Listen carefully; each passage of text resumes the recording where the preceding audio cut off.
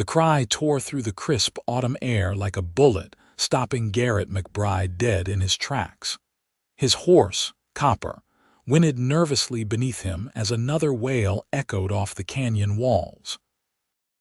The sound was unmistakable, a child in distress, and it seemed to be coming from somewhere deep within Serpent Canyon, a place most folks in Evanston, Wyoming territory avoided, especially as winter approached in 1876. "Easy there," Garrett murmured, patting Copper's neck as he scanned the steep walls rising around him. The Union Pacific Railroad had brought him west months ago, but unlike most who came seeking fortune, Garrett had been running from memories that haunted him more persistently than any ghost. He'd found work as a ranch hand at the Lazy S, keeping to himself and asking no questions of others, exactly how he preferred things. The cry came again, weaker this time but no less desperate. "Damn it all," Garrett muttered, swinging his leg over and dismounting. He couldn't ignore it, not when it clawed at something deep inside him. He tied Copper to a scraggly juniper and tightened the cinch on his holster. His Winchester rifle stayed secured to his saddle. He'd need both hands free for climbing. Following the sound meant navigating a treacherous path down the canyon wall. Loose shale slid beneath his boots as he picked his way forward, using whatever handholds he could find. The crying grew louder, more insistent, and Garrett quickened his pace, ignoring the sting as sharp rock edges bit into his palms. After nearly 20 minutes of careful descent, he reached a narrow ledge that curved around a bend in the canyon. The crying stopped suddenly, replaced by a soft whimpering that raised the hairs on the back of Garrett's neck. Drawing his Colt revolver, he inched along the ledge, back pressed against the rock wall. What he found around the bend stole his breath. A small cave opened in the canyon wall, and huddled inside was a young woman cradling a baby to her chest. Her dress was torn and dirty, her dark hair wild around a face that showed both exhaustion and fierce determination. A deep gash on her forehead had left dried blood trailing down her temple, and her ankle was swollen to twice its normal size. But it was her eyes that captured him, deep brown and filled with a mixture of terror and defiance. "Stay back," she warned, her voice hoarse. She fumbled at her side, revealing a small Derringer pistol that shook violently in her grip. Garrett slowly holstered his revolver and held his hands up. "Madam, I mean no harm. Heard the little one crying. Came to help." The baby in her arms fussed, its cries growing stronger again. "Nobody wants to help us," she said, desperation in her voice.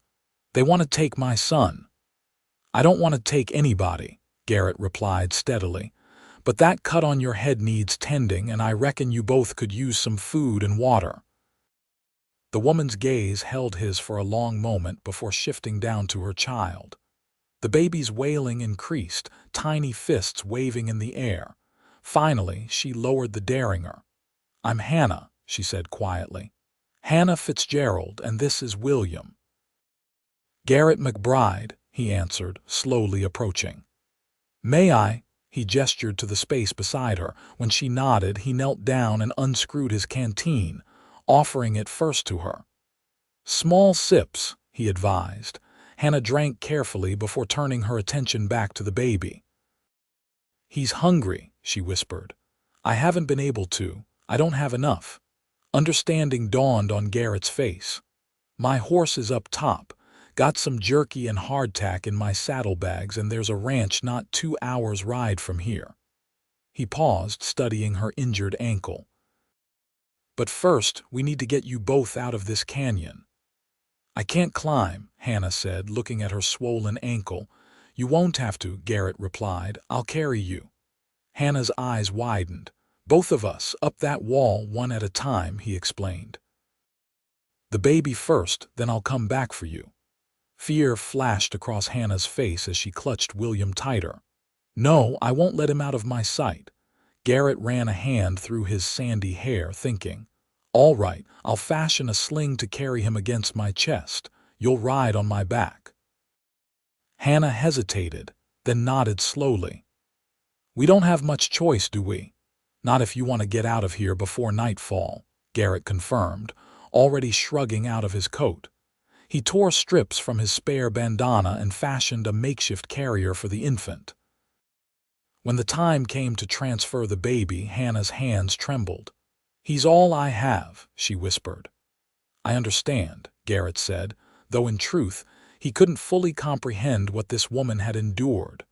"I give you my word, I'll protect him with my life." Something in his eyes must have convinced her, for she carefully placed William in the improvised sling. The baby settled against Garrett's chest, surprisingly content despite the strange arrangement. Getting Hannah onto his back proved more challenging with her injured ankle, but eventually she was secured, arms wrapped tightly around his neck. Her weight was too slight, telling Garrett she hadn't eaten properly in days. "Hold tight," he instructed, "and tell me if I'm hurting you." The ascent was grueling. Every handhold, every step had to be carefully considered. Garrett's muscles burned with exertion, but Hannah remained silent except for occasional whispered encouragements to William when the baby fussed. Halfway up, they rested on a wider ledge, and Garrett caught Hannah looking at him with something akin to wonder. "Why are you helping us?" she asked softly. Garrett turned his gaze to the vast expanse of Wyoming sky above them. "Some cries you just can't ignore," he answered simply. When they finally reached the top, Copper nickered in greeting. Garrett helped Hannah sit with her back against a boulder before retrieving jerky and hardtack from his saddlebags.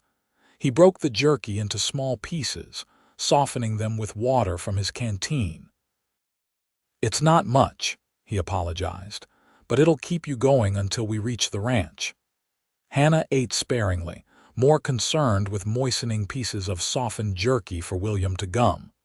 The baby accepted the offering eagerly, and some color returned to Hannah's pale cheeks as she watched her son eat. "You're good with him," she observed. Garrett looked away. "Had younger siblings once," he said, the words feeling like gravel in his throat. Hannah seemed to sense his discomfort and didn't press. Instead, she asked, "This ranch, will they welcome strangers?" Old man Sullivan's a fair employer. "Took me on no questions asked." Garrett adjusted his hat. "His wife, Martha, she's got a soft spot for folks in need. Had 12 children of her own, though only 8 lived to adulthood." Hannah nodded, relief evident in her posture. "Thank you, Mr. McBride." "Garrett," he corrected. "We've shared enough hardship to use first names, I reckon." Getting Hannah mounted on Copper presented another challenge, but they managed, with Garrett walking alongside, leading the horse.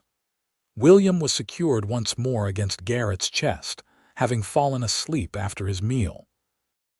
As they made their slow way across the rugged landscape, Hannah revealed fragments of her story. She'd been traveling with a wagon train from Missouri, widowed shortly after discovering she was expecting. The train had been attacked by bandits 3 days prior, and in the chaos, Hannah had fled into the canyon, injuring herself in the process.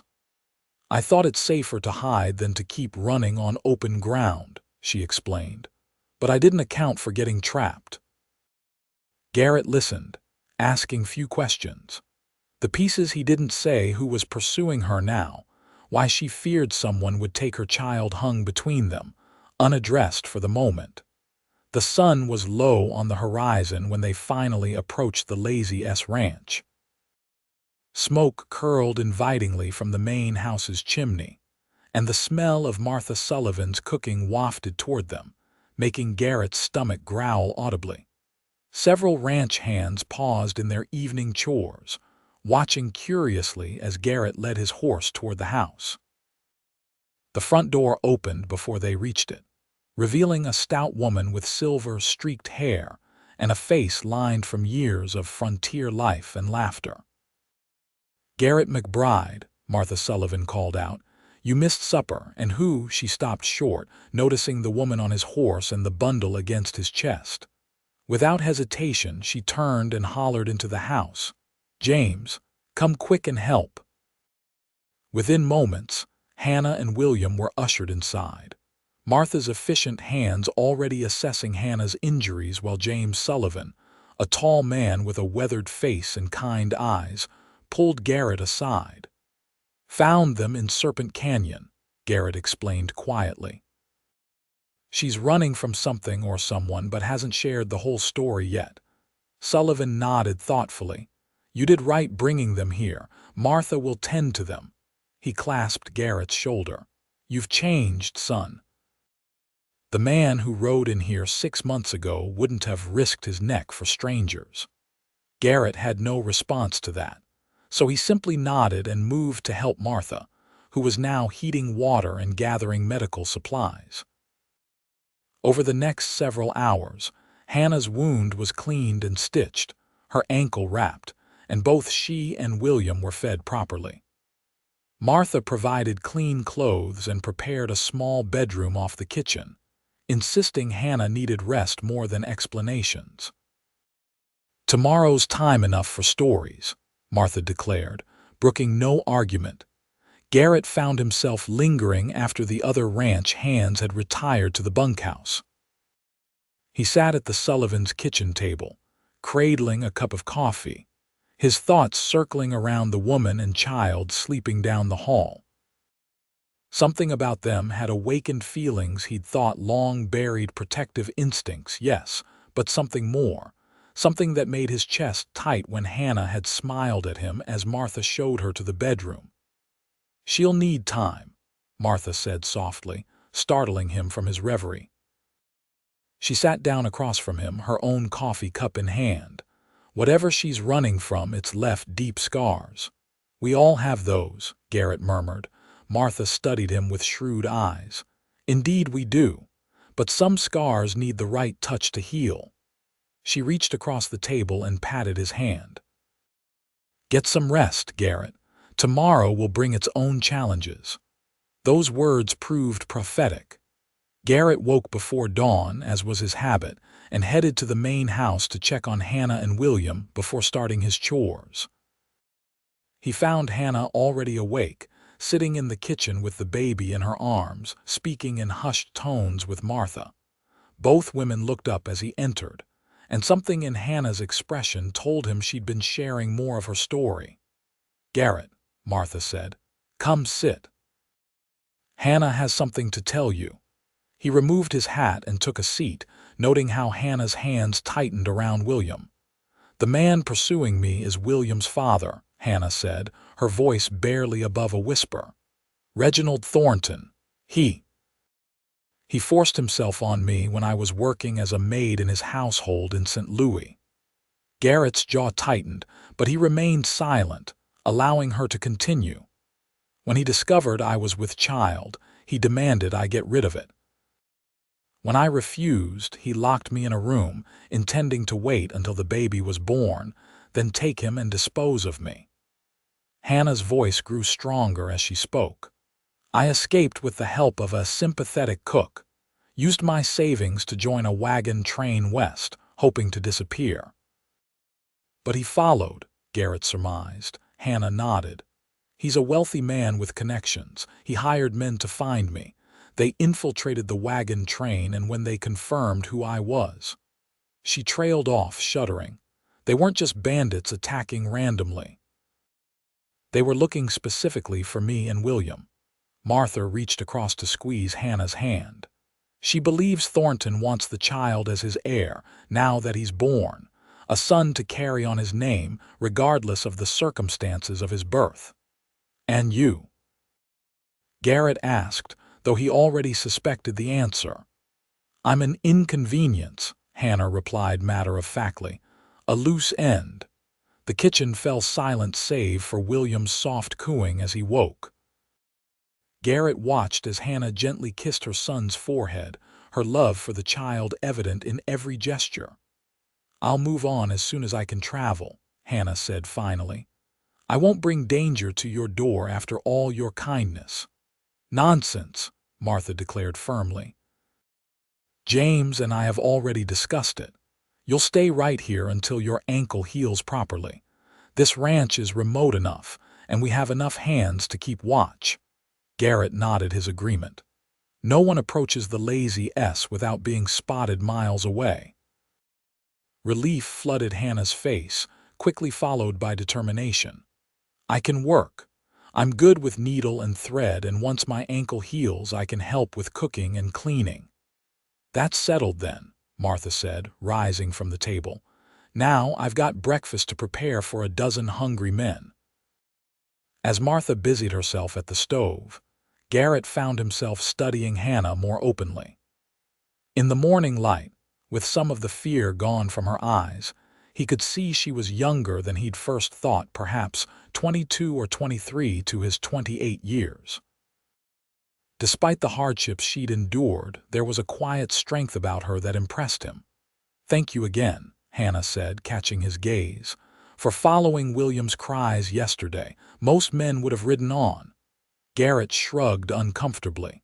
"Anyone would have done the same." "No," Hannah said with certainty. "They wouldn't have." The days that followed fell into a pattern. Hannah's ankle slowly improved and she began helping Martha with household tasks, William often secured in a sling across her chest. Garrett found reasons to visit the main house more frequently than was his custom, bringing firewood, making small repairs, or simply stopping by to check on their welfare. The baby took to him surprisingly well, and Garrett discovered he didn't mind when Hannah sometimes asked if he would hold William while she helped Martha with more involved tasks. The weight of the infant in his arms stirred memories, painful ones of his younger brother who hadn't survived a harsh Nebraska winter, but increasingly, those memories were tempered by William's toothless smiles and grabbing fingers. 2 weeks after their arrival, Martha cornered Garrett as he was splitting wood behind the house. "That girl watches you when you don't notice," she said without preamble. Garrett's axe faltered mid-swing. "Mrs. Sullivan, Martha," she corrected automatically. "And don't pretend you haven't been finding excuses to be underfoot in my kitchen." Her tone was gentle despite the directness of her words. "I've seen how you look at her too."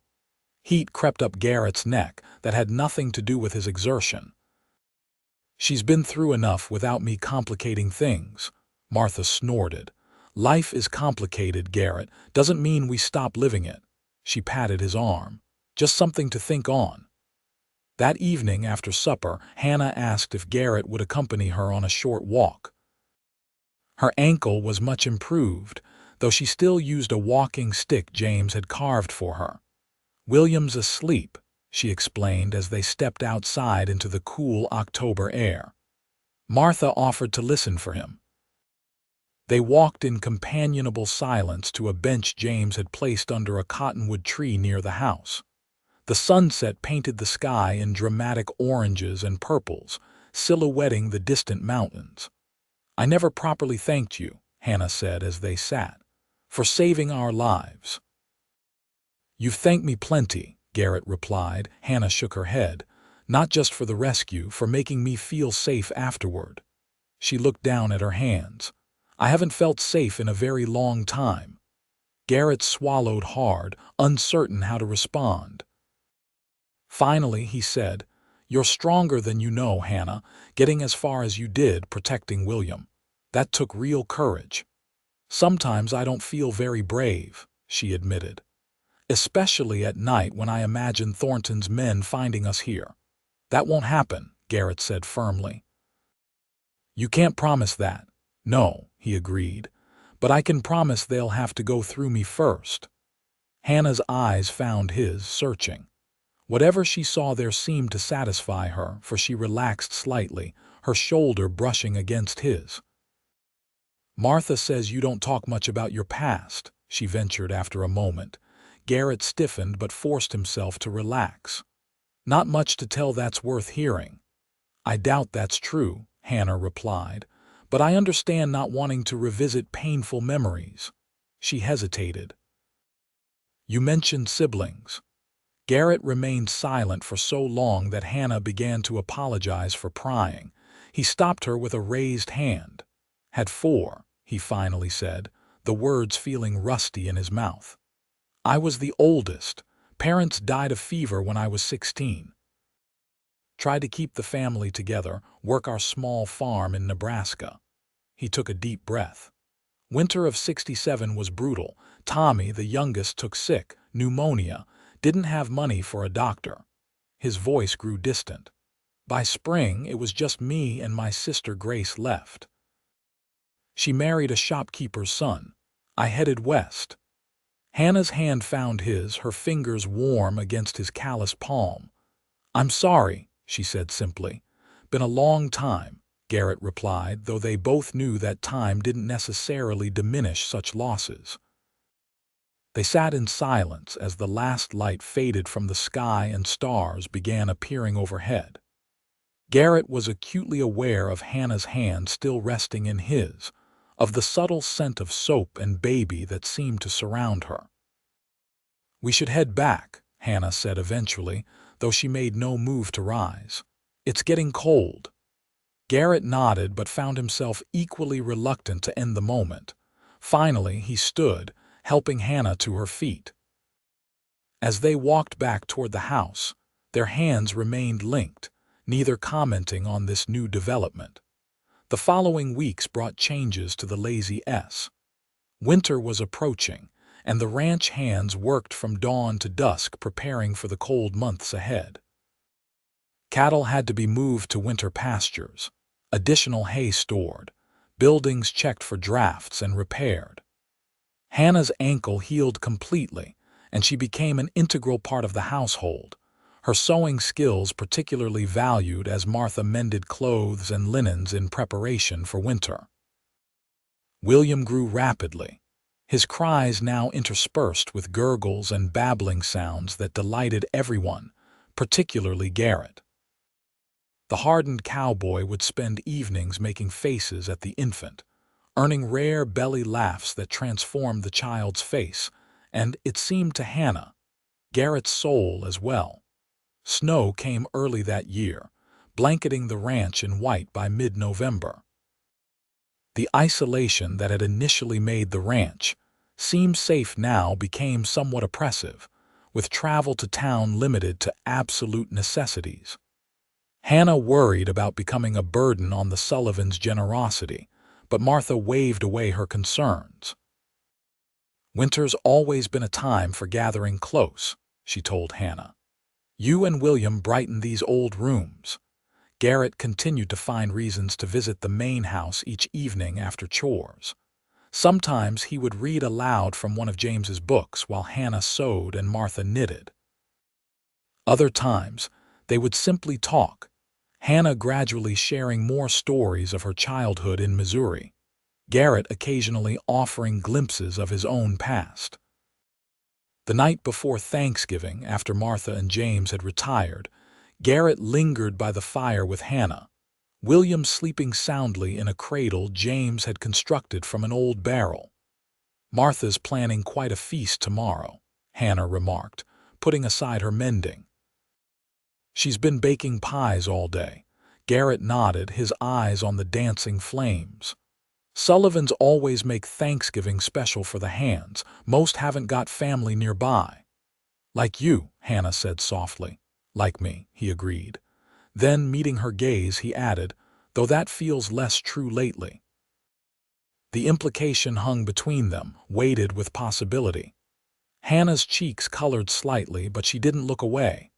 "Garrett," she began hesitantly, "I've been thinking about the future, about what happens when winter ends." His expression grew guarded. "You're planning to move on." "I don't know," she admitted. "Part of me feels I should, that staying in one place makes it easier for Thornton to find us eventually." She glanced at William's sleeping form. "But another part," Garrett prompted when she fell silent. Hannah took a deep breath. "Another part wants to build something here, something permanent." Her voice dropped to barely above a whisper. "With you, if that's something you might want to."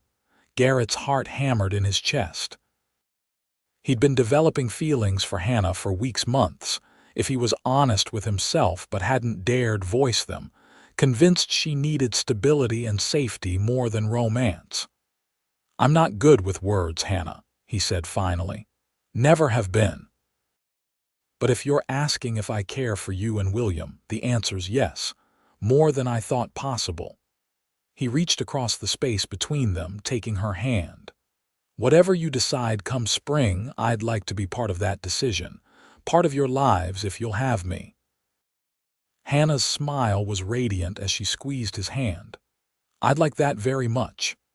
Their first kiss came naturally, Garrett leaning forward as Hannah met him halfway. It was gentle, tentative, a promise rather than a demand. When they parted, Hannah's eyes remained closed for a moment, her expression peaceful in a way Garrett had never seen before. The moment was broken by William's sudden fussing. Hannah laughed softly, rising to tend to her son. "Someone has excellent timing," she teased, lifting the baby from his cradle. She settled back in her chair with William, who quickly calmed in his mother's arms, blinking sleepily up at both of them. Garrett watched them, a sense of rightness settling over him. "I should let you both get some rest," he said reluctantly, standing. Hannah nodded, though her expression suggested she was equally reluctant to see him go. "Tomorrow's a big day." "It is," Garrett agreed, thinking it marked more than just Thanksgiving now. He bent to kiss her once more briefly, then touched William's cheek gently with one finger. "Good night, Hannah." "Good night, Garrett," she replied, her voice warm with promise. Thanksgiving at the Lazy S was everything Martha had promised. The table groaned under the weight of roast turkey, mashed potatoes, gravy, cornbread stuffing, cranberry preserves, and 3 different kinds of pie. The ranch hands filled the dining room with boisterous conversation and laughter, their usual reserve melting away in the face of such abundance. Hannah sat beside Garrett, their newfound closeness apparent to everyone, though neither made any grand announcements. Martha caught Hannah's eye across the table and winked, causing Hannah to blush and Garrett to clear his throat awkwardly. Later, as the men retired to the porch to smoke despite the cold, Martha cornered Hannah in the kitchen. "I've known that man for 6 months," she said, nodding toward where Garrett stood outside.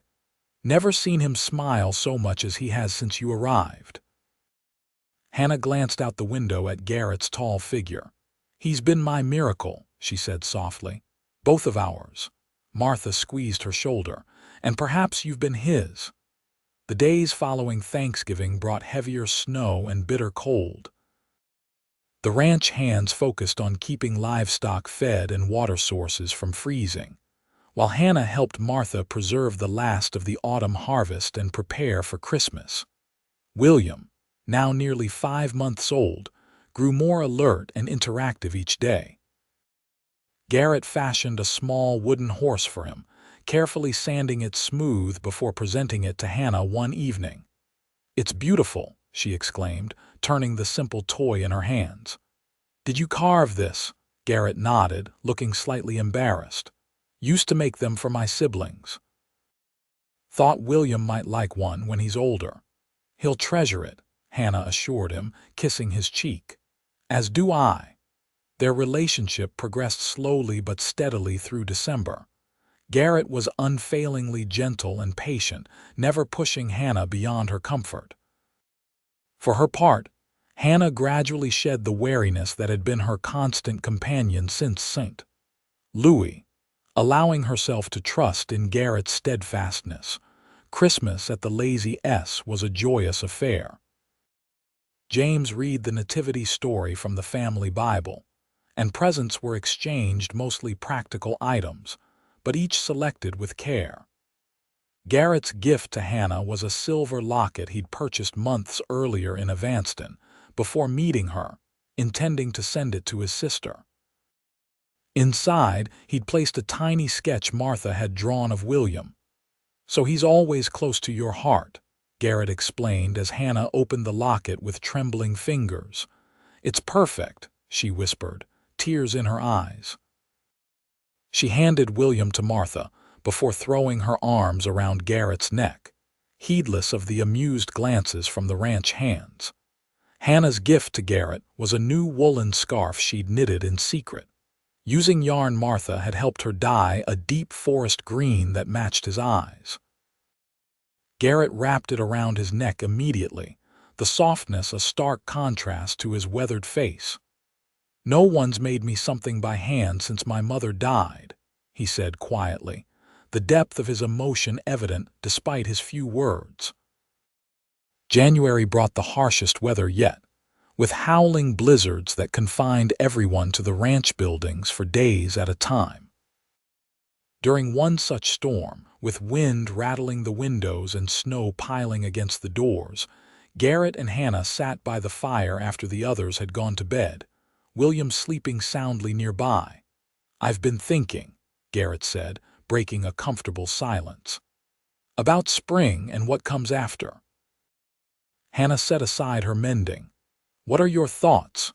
"James offered me a chance to manage the east section of the ranch," he explained. "Build my own place there, run that part of the operation myself. Could eventually buy in as a partner." He hesitated. "There's a spot by Willow Creek that would make a good home site." "That sounds like a wonderful opportunity," Hannah said carefully. Garrett took her hands in his. "I'd like to build that home for you and William, Hannah, if you'll have me." Her breath caught. "Garrett, I'm asking you to marry me," he confirmed, his voice rough with emotion. "I know it hasn't been long and you might need more time, but I love you, Hannah. You and William both." Tears filled Hannah's eyes. "I don't need more time," she whispered. "I love you too." Their kiss was deeper than previous ones, filled with promise and a passion they'd both kept carefully banked until now. When they finally parted, both were breathing heavily, foreheads pressed together. "Is that a yes?" Garrett asked, a smile tugging at his lips. Hannah laughed softly. "Yes, Garrett McBride. That's a yes." The blizzard raged for 3 more days, but inside the Sullivan home, the atmosphere was warm with plans and possibilities. When the storm finally broke, Garrett made his way to the bunkhouse to inform the other hands of their engagement. The news was met with congratulations and good-natured ribbing, particularly from those who had witnessed the growing bond between the couple. Word was sent to the preacher in Evanston that a wedding would be needed as soon as travel was possible, which wouldn't be until the worst of winter had passed. Martha immediately began planning the celebration, insisting it be held at the ranch where Hannah had found sanctuary. "We'll have the whole county here," she declared. "A proper welcome to your new life." Hannah, who had envisioned something smaller, was nonetheless touched by Martha's enthusiasm. "What if Thornton hears of it?" she worried aloud to Garrett that night. "Let him," Garrett said with uncharacteristic fierceness. "Any man who tries to harm you or William will answer to me and every hand on this ranch besides." His confidence reassured her, though a shadow of fear lingered. Hannah had spent so long looking over her shoulder that the prospect of openly celebrating felt almost tempting fate. Still, she refused to let Thornton's specter ruin her happiness. February brought marginally better weather and increased activity as the ranch prepared for spring calving.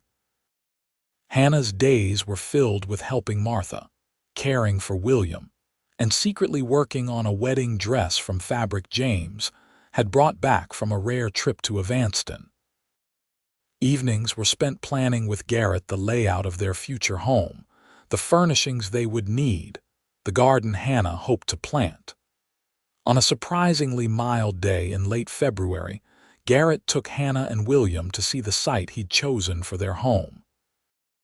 The snow was still deep in places, requiring Hannah to ride behind Garrett on his horse, while William was secured in his now familiar position against Garrett's chest. The spot was everything Garrett had described: a gentle slope above Willow Creek, protected from the worst of the wind by a stand of cottonwoods with views of the distant mountains. Though covered in snow now, Hannah could envision it in spring, bursting with new life. "It's perfect," she breathed, dismounting with Garrett's help. "I can almost see the house already." Garrett smiled, adjusting William in his arms. "I've drawn up some plans, nothing fancy but solid, room to expand as needed." Hannah caught his meaning and blushed. "For more children, you mean?" "If that's something you want," he replied, "I'd be honored to be a father to William and any siblings that might come along." Hannah felt her heart swell. "I'd like that," she said softly. "Very much." They walked the perimeter of where the house would stand, Garrett pointing out where different rooms would be, Hannah occasionally suggesting adjustments. William watched with bright eyes, seeming to understand the importance of the moment. As they mounted to return to the ranch, Garrett said, "I'll start clearing the site next month once the snow melts. With help from the other hands, we could have the main structure up by summer." "Our home," Hannah murmured, wrapping her arms around his waist as they rode. "Our home," Garrett echoed, the words carrying all the weight of their shared dreams. The weeks that followed were busy ones. March brought the beginning of calving season, requiring all hands to work long hours, often in difficult conditions. Garrett frequently returned to the main house exhausted, sometimes falling asleep mid-conversation with Hannah. Despite the demands of the season, work began on clearing the home site. Hannah occasionally rode out with Martha to bring food to the men, watching with pride as the foundation began to take shape. William, now 7 months old, observed the proceedings with obvious fascination, babbling excitedly when Garrett would take breaks to bounce him on his knee. Word of the upcoming wedding spread throughout the county, and by April, preparations were in full swing. Martha organized a sewing circle with wives from neighboring ranches to help with decorations, while James arranged for additional food and drink to be brought from Evanston. As the wedding day approached, Hannah grew increasingly nervous, not about marrying Garrett, of that she was certain, but about making such a public appearance after months of hiding.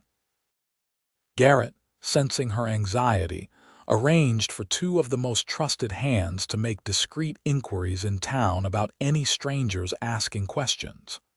"No one's been looking for a woman and baby," he assured Hannah after receiving their report. "And even if Thornton somehow learned where you are, he'd have to get through a lot of people who care about you first."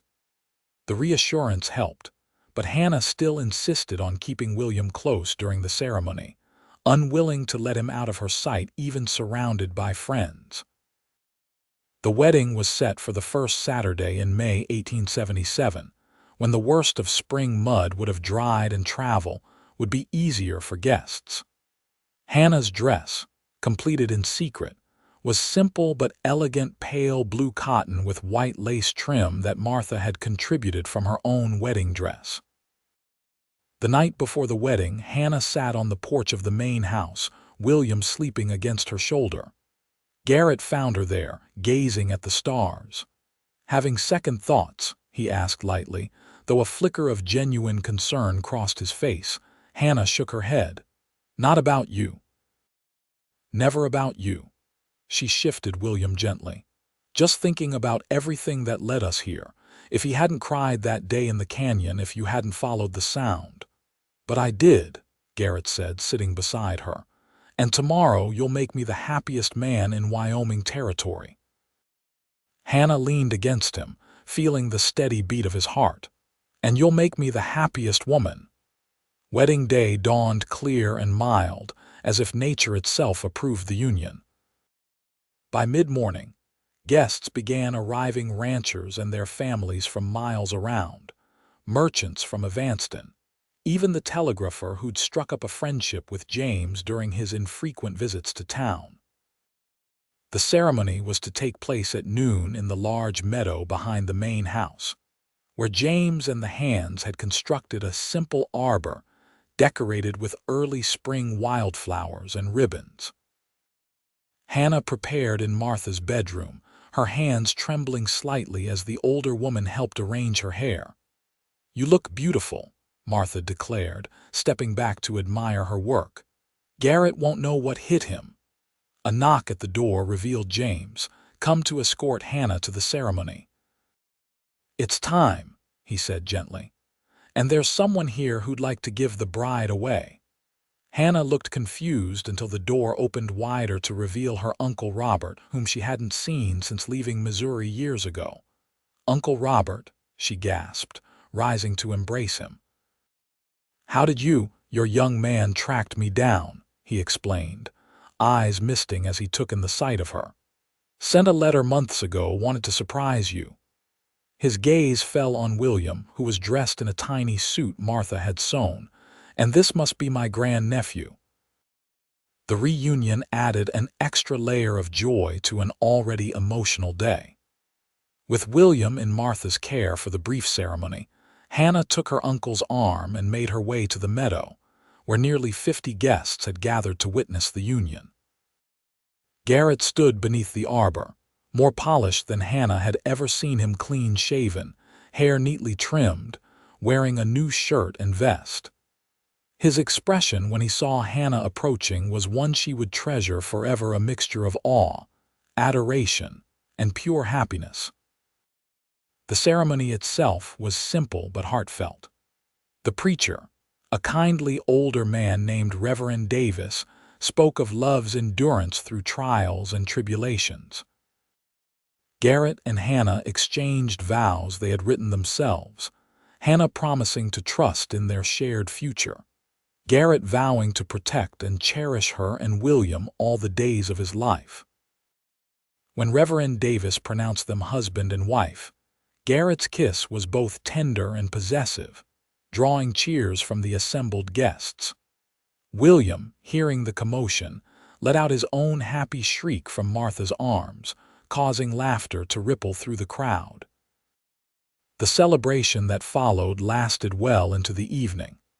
Tables groaned under the weight of food brought by neighboring ranchers' wives, fried chicken, ham, biscuits, cakes, and pies of every description. A fiddler from town provided music for dancing, and even the most taciturn ranch hands joined in the festivities. As twilight approached, Hannah found herself momentarily alone, watching Garrett across the yard as he spoke with James and several other men.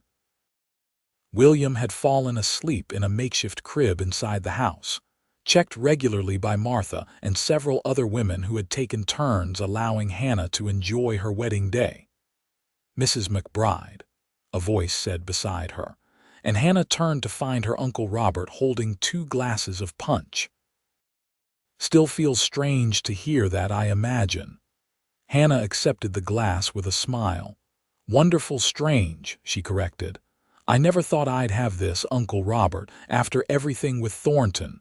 Robert's expression darkened. "If I'd known what that monster did to you, I'd have killed him myself," he sighed. "Your Garrett told me enough to understand why you ran, why you didn't reach out to family." "I was ashamed," Hannah admitted quietly, "and afraid he would hurt anyone who helped me." "Well, that fear can be put to rest," Robert said firmly.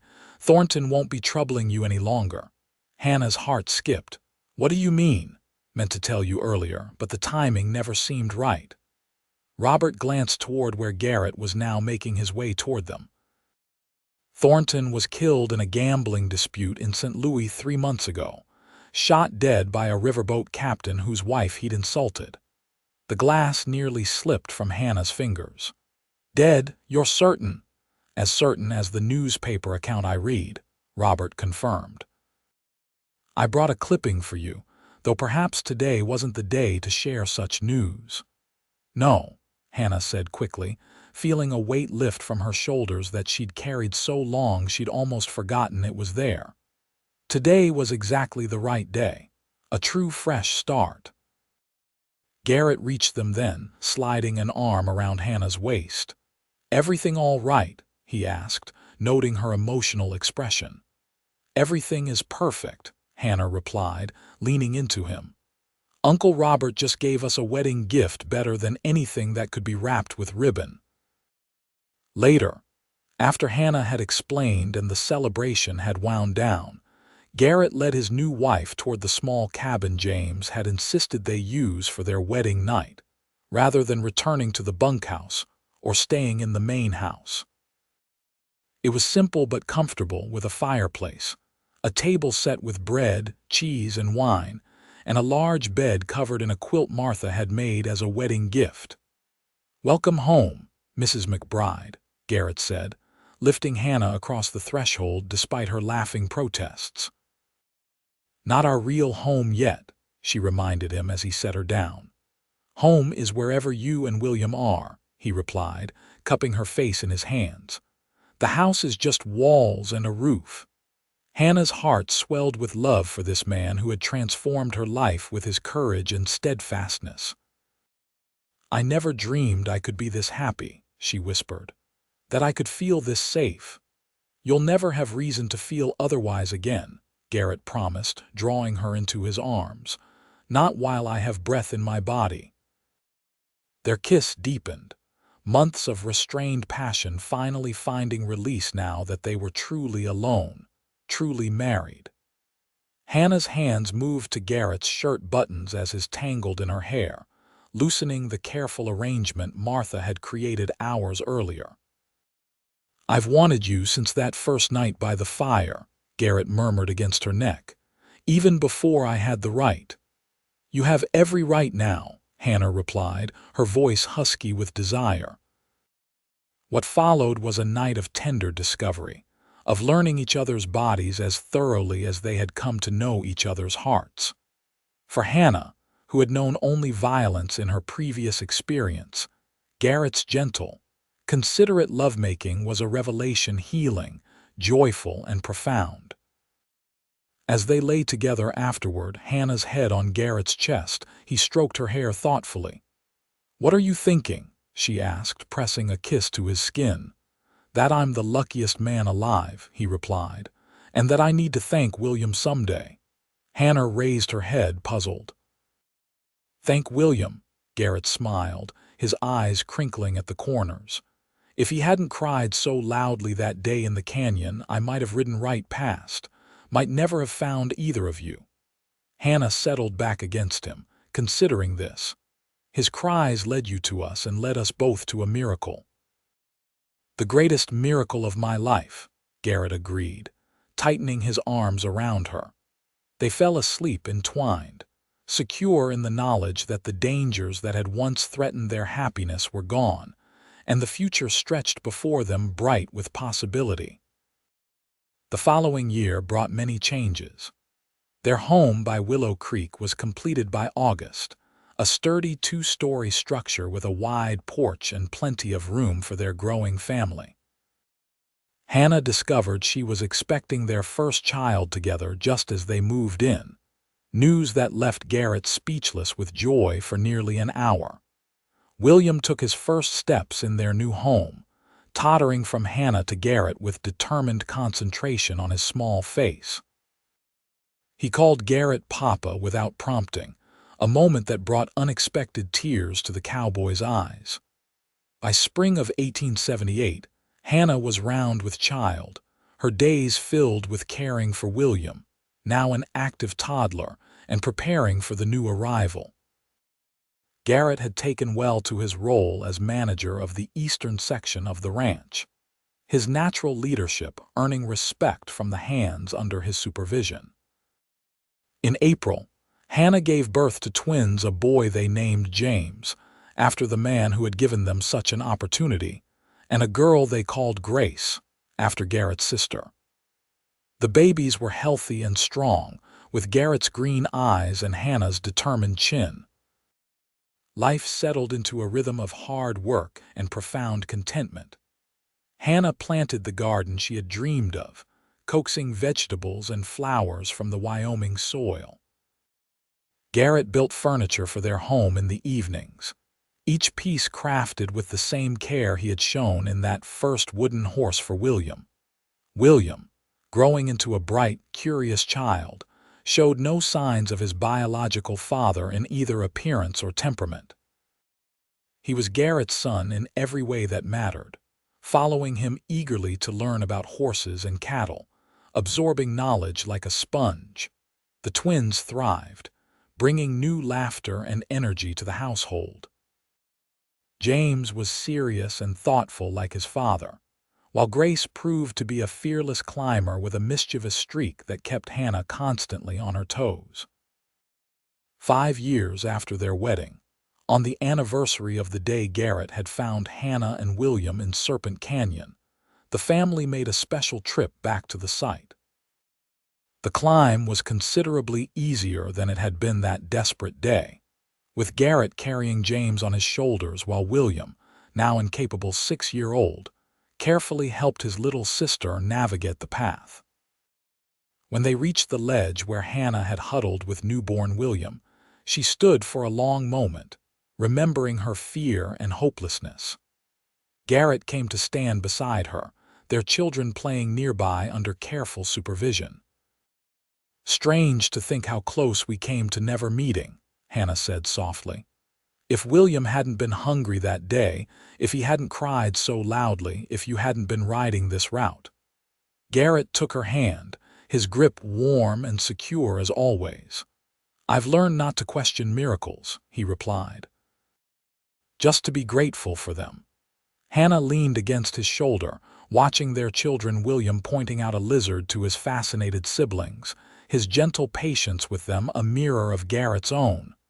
"I am grateful," she said, "every day."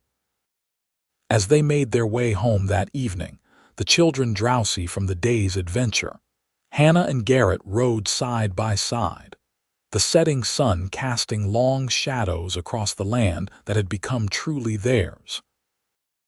The house at Willow Creek came into view, smoke curling invitingly from the chimney where Martha, visiting for the week, would be preparing supper. "We've come a long way from that day in the canyon," Garrett observed, reaching across to take Hannah's hand.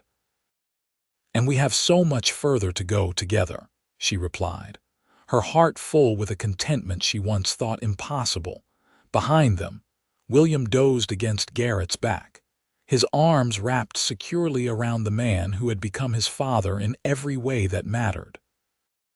The twins rode in front of Hannah, Grace's head nodding against her mother's arm as James pointed out stars beginning to appear in the eastern sky. As they approached their home, lamps glowing in the windows like beacons, Hannah reflected that some journeys began with desperate steps, with fear and uncertainty, but with courage, love, and perhaps a touch of divine intervention. Those same journeys could lead to places of profound joy and belonging. A child's cries had echoed in a canyon. A good man had followed them, and together they had found their miracle not in a single moment of rescue, but in the thousands of moments that followed as they built a life, a family, and a love that would endure through whatever challenges the future might bring.